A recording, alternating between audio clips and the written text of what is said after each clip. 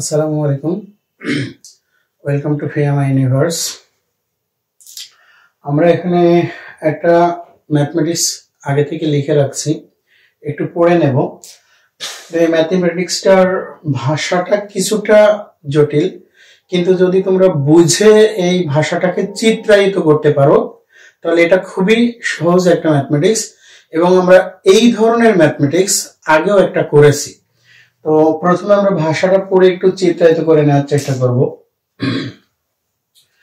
ও মূল বিন্দু, এ ও বি বিন্দুদ্বয় যথাক্রমে ধনাত্মক এক্স অক্ষ ও ঋণাত্মক ওয়াই অক্ষের উপর, অর্থাৎ এ এবং বি দুইটা বিন্দু, যেটা এ বিন্দুটা এক্স অক্ষের মানে ধনাত্মক এক্স অক্ষের উপরে এবং বি বিন্দুটা ঋণাত্মক ওয়াই অক্ষের উপরে অবস্থিত। এবং এখানে বলা হচ্ছে ও এ 4 একক, ও বি 2 একক এবং এপি সমান পি কিউ সমান কিউ বি, যেখানে P O Q A B সরলরেখার উপর অবস্থিত, এ বি রেখার উপর অবস্থিত। আচ্ছা, আমাদেরকে নির্ণয় করতে হবে ত্রিভুজ ও পি কিউ এর ক্ষেত্রফল। তো এখানে আমরা একটা চিত্র আঁকার চেষ্টা করব।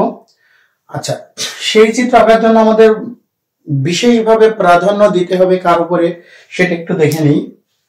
আচ্ছা, আমাদের বিশেষভাবে প্রাধান্য দিতে হবে ধনাত্মক এক্স অক্ষ, ধনাত্মক এক্স অক্ষ, ঋণাত্মক ওয়াই অক্ষ, অর্থাৎ ধনাত্মক এক্স অক্ষ এবং ঋণাত্মক ওয়াই অক্ষ দ্বারা গঠিত হয় চতুর্থ চতুর্ভাগ।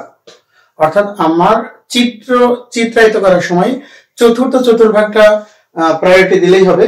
আমি সেই অনুযায়ী এখানে একটা চতুর্থ চতুর্ভাগ এর অংশটাকেই বেশি প্রাধান্য দিয়ে চিত্রটা আঁকতেছি। তাহলে এক্স, কিন্তু এটা হচ্ছে আমাদের ওয়াই প্রাইম, তাহলে ধনাত্মক এক্স অক্ষ আর এই যে প্রাইম ওয়াই ঋণাত্মক ওয়াই অক্ষ, এটা হচ্ছে আমাদের মূল বিন্দু ও।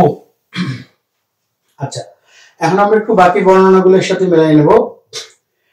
এ ও সমান 4 একক এবং আমাদের বলে দিয়েছে যে এ বিন্দুটি এক্স অক্ষের উপরে, তাহলে আমাদের এটা হতে পারে এ ও। তাহলে এই এ ও এ হচ্ছে 4, অর্থাৎ এতটুকু যদি আমাদের 4 হয়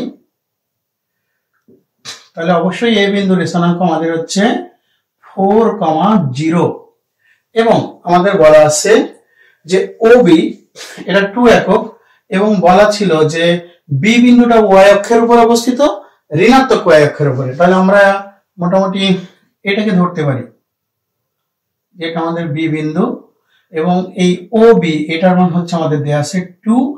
তাহলে স্থানাঙ্ক নির্ণয় করলে এই স্থানাঙ্কটা হবে অবশ্যই 0,-2, যেহেতু এটা ওয়াই অক্ষের ঋণাত্মক অংশে অবস্থিত। তো এই হচ্ছে আমাদের মোটামুটি চিত্র। এবং আমরা তাহলে এ এবং বি একটা স্ট্রেট লাইন যোগ করে নেব এবং বি আমরা ধরে নিলাম যে এটাই হলো আমাদের এবি স্ট্রেট লাইন। আচ্ছা, তো আমাদের প্রথম অংশের বর্ণনা হয়ে গেছে। এখন বলতেছে যে এপি এপি সমান পি কিউ সমান কিউ বি, এবং মানে যেখানে P O Q A B সরলরেখার উপর অবস্থিত। অর্থাৎ আমাদের পি বিন্দু যদি এটা হয় আর কিউ বিন্দু যদি এটা হয়, তাহলে এই পি কিউ এটা হচ্ছে এখানে এপি সমান কিউ, পি কিউ সমান কিউ বি। অর্থাৎ আমরা এই ভাষাটাকে একটু ভিন্নভাবে বলতে পারি যে এ বি সরল রেখাটি বা এ ও বি বিন্দুর সংযোজক সরলরেখা পি এবং কিউ বিন্দু দ্বারা সমত্রিখণ্ডিত হয়েছে। হিসাবটা তাই হচ্ছে, যেহেতু আমাদের এই অংশগুলো সব সমান, তাহলে সেখান থেকে আমরা পেয়ে যাচ্ছি মানে মোট চিত্রের উপরে আমাদের বর্ণনাটা বা বিষয়টা এমনই আসছে যে এ ও বি এর সংযোজক রেখা পি বিন্দু দ্বারা এবং কিউ বিন্দু দ্বারা সমত্রিখণ্ডিত হয়েছে। ওকে, তাহলে আমাদের চিত্র এখানে গেছে।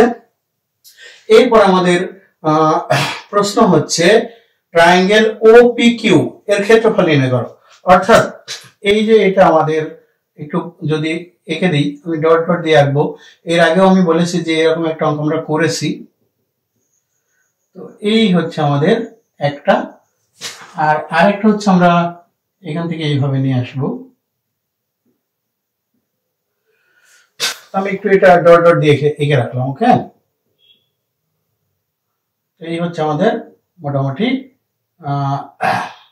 চিত্রটা আসছে। ওকে, তাহলে এখান থেকে আমাদের এই ও পি কিউ এই ত্রিভুজের ক্ষেত্রফল নির্ণয় করতে হবে। এখন ও পি কিউ ত্রিভুজের আমরা অক্ষটাকে এত বড় না রাখি, একটু ছোট করে দিলে আমাদের এদিকে। তাহলে ও পি কিউ ত্রিভুজের ক্ষেত্রফল নির্ণয় করার জন্য আমাদের পি এবং কিউ বিন্দুর স্থানাঙ্ক জানতে হবে। আর যেহেতু মূল বিন্দু ও, এটার স্থানাঙ্ক 0 0, এটা আমরা আগে থেকেই জানি।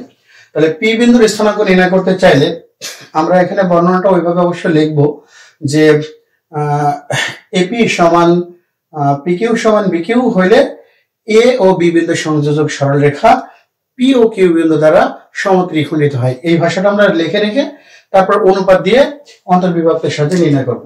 আমরা প্রথমে সমাধান বলে ওই কথাটা লিখে নিই। সমাধান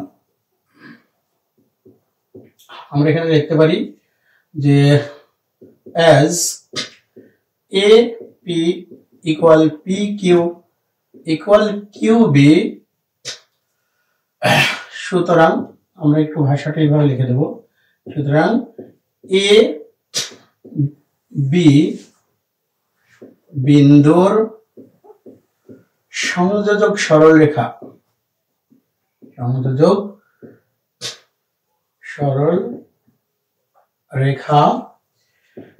পি ও কিউ বিন্দু দ্বারা সমত্রিখণ্ডিত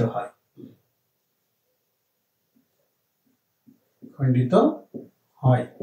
তাহলে আমরা প্রথম ক্ষেত্রে লিখতে পারবো, অতএব এপি ইস টু পিবি সমান, অবশ্যই এপি ইস টু পিবি আমরা এতটুকু, এপি ইস টু পিবি, তাহলে 1:2, কারণ এপি এর দিকে আমাদের 1 ভাগ আছে আর পিবি এর দিকে আছে 2 ভাগ, 1:2। তো এই যদি হয়, আমরা এখানে একটু লিখে রাখি যে আমাদের এই অংশের দিকে 1 আর এই সম্পূর্ণ অংশের দিকে 2 বলে আমি এইভাবে 2টা লিখে রাখলাম, পরে অবশ্য মুছে দেব। তাহলে অন্তর্বিভক্তের সূত্র অনুযায়ী আমরা জানি যে এই 1 অনুপাতটা গুণ হবে আমাদের এই দিকে বি এর উপাত্তের সঙ্গে, এবং 2 অনুপাতটা গুণ হবে আমাদের এ এর উপাত্তের সঙ্গে। তাহলে আমি সেভাবে করে দিলাম, পি বিন্দুর স্থানাঙ্ক, পি বিন্দুর স্থানাঙ্ক আমাদের হয়ে যাবে 2 multiplied 4 plus 1 multiplied 0 by 2 plus 1, comma কোটির ক্ষেত্রে 2 multiplied 0 plus 1 multiplied minus 2 by 2 plus 1। তাহলে আমাদের এখানে স্থানাঙ্কটা হয়ে যাচ্ছে, এটা 8/3, কমা আমাদের এই বিন্দুটা আসছে, এটা যেহেতু 0 হয়ে যাচ্ছে, এটা হচ্ছে -2/3। তো আমাদের প্রথম পি বিন্দুর স্থানাঙ্কটা হয়ে গেছে। এখন আমরা চাইলে পি বি এর মধ্যবিন্দু কিউ এই নিয়মেও করতে পারি, অথবা আমরা একটু এটা মুছে দিই।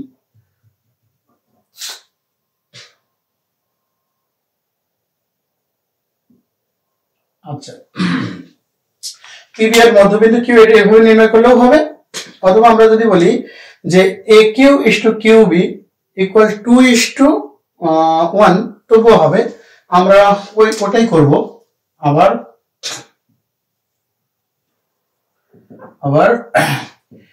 এ Q is to Q B equal 2:1। তাহলে আমাদের এখন এই দিকে আছে 2 ভাগ আর এই দিকে আছে 1 ভাগ। তাহলে আমি আবারও লিখছি কিউ বিন্দুর স্থানাঙ্ক, অতএব কিউ বিন্দুর স্থানাঙ্ক। তাহলে আমাদের 2 অংশ গুণ হবে এদিকের সাথে, তাহলে 2 multiplied 0 plus 1 multiplied 4 by 2 plus 1 comma 2 multiplied minus 2 plus 1 multiplied 0 by 2 plus 1। এটা আমরা হচ্ছে অন্তর্বিভাগকে সূত্র করে ফেললাম। এখন এটা আমাদের আসতেছে 4/3 কমা ওইদিকে আসছে -4/3। তাহলে কিউ বিন্দুর স্থানাঙ্ক আমরা পেয়ে গেলাম। এখন আমরা নির্ণয় করব the area of triangle OPQ।